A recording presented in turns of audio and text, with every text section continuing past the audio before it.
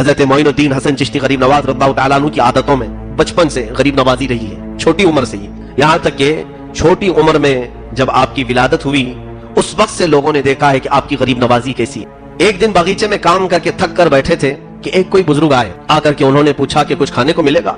जल्दी से उस दुर्वेश को बिठाया, मदद करना आपकी फितरत में था। बिठाया और बिठा करके एक अंगूर का खोशा तोड़ लाए और ला करके उन्हें बड़े अदब से धुल करके साफ करके एक एक अंगूर पेश करते थे, जैसे कोई अपने अजीज मेहमानों के लिए करता है। अब जब अंगूर के खोशे तनाउल किए, उस बुजुर्ग ने पूछा, बेटा तुम्हारा नाम क्या है? कहा, मेरा नाम हसन है और लोग मोइनुद्दीन भी कहते हैं।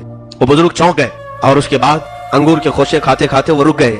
कहा, मैं आज मकसद को पहुंचा हूँ, आज मैं अपने मकसद को पहुंचा हूँ। कहा कि क्या मकसद को पहुंचे, आप हैं कौन? उन्होंने कहा, वैसे तो मेरा नाम इब्राहिम कंदूजी है, लेकिन लोग मुझे दीवाना और पागल कहते हैं। मजदूर थे, दीवाना कहते हैं और बच्चे मुझे पत्थर मारते हैं और मैं हूँ भी दीवाना। उस बुजुर्ग ने कहा, तो हजरत गरीब नवाज के बचपन के हालात है। पूछा, आप दीवाने हैं तो किसके? तो हजरत इब्राहिम कंदूजी जो आए थे मजदूर, उन्होंने कहा, मैं हाजी शरीफ जिंदानी मेरे मुर्शिद का दीवाना हूँ और उन्होंने मुझे दीवानगी की हद तक पिलाया है और छोड़ दिया, और मुझे एक रोटी दी थी और उस रोटी को ये कह करके मुझे दिया था कि जब तुम उस मकाम पर पहुंचो जब तुम्हें सातों अर्श बगैर किसी तकल्लुफ के नजर आने लगे तो आधी रोटी खाना या आधी रोटी खा लेना और आधी रोटी अपने पास रखना।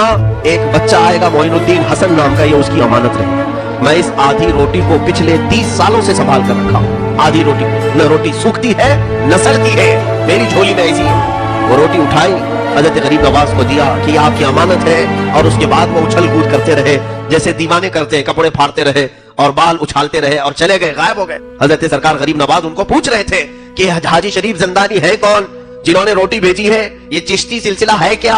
हजरत इब्राहिम कंदूजी उछल कूद करते हुए कहे, तू इसीलिए बना है, तुझे सब पता हो जाएगा, तो उसी काम के लिए पैदा किया गया है, तुझे सब मालूम हो जाएगा, अब मुझे बताने की जरूरत नहीं, गायब हो गए। वो आधी रोटी खाने के बाद जो गरीब नवाज की जिंदगी पलटी है, अब दुनिया से रग़बत ही खत्म हो गई। न अंगूर के बागीचे में दिल लगता था, न पंचक्की में। अब तक तो कुरान की तिलावत करते ही रहते थे, लेकिन अब बेकरारी इतनी बड़ी, आपने सोचा कि इस दुनिया ए फानी में रखा कुछ नहीं है। मैं रब तबारक व तआला के करीब बढ़ने के लिए किसी शेख कामिल की तरफ चलता हूँ। इल्म दुनियावी, इल्म ज़ाहिरी, इल्म शरीयत मुस्तफ़ा सल्लल्लाहु अलैहि वसल्लम, इल्म बातिनी, ये तमाम उलूम के लिए मैं निकलता हूँ। वो 14 साल की उम्र है, उस वक्त ये बागीचा पूरा आपने बेच दिया, पंचक्की भी बेच दिया, और जो माल मिला वो सब फुकरा और मसाकीन में तकसीम किया। थोड़ा सा अपने खाने के लिए और सफर के लिए रखा और निकल पड़े। कुछ लोगों से पूछा, उलमा का मरकज कहाँ है, अख्ताब औलिया कहाँ रहते हैं? कुछ लोगों ने बगदाद का नाम लिया, कुछ लोगों ने समरकंद